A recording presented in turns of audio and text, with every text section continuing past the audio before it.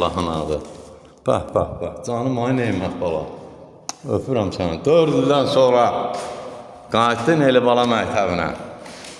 Söz səndə.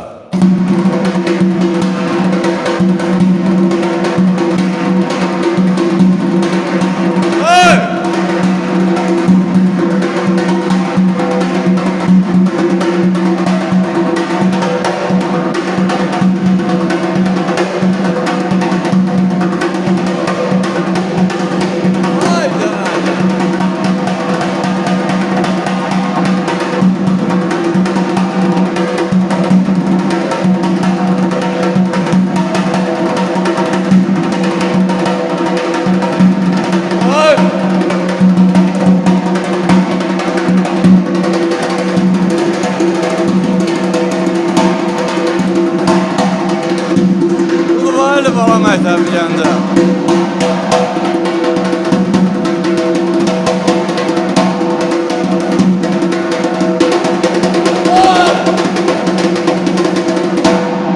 Haqqadan alaram yəni Neymət bala. Budur bu Eli Bala məktəbi gəndə.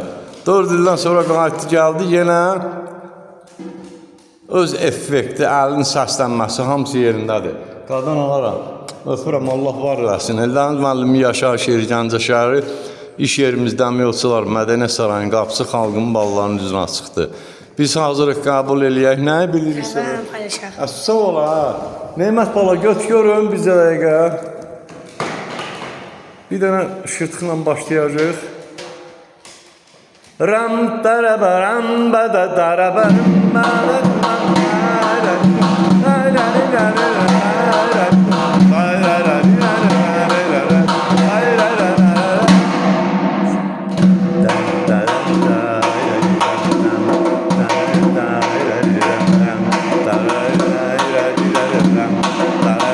Timor.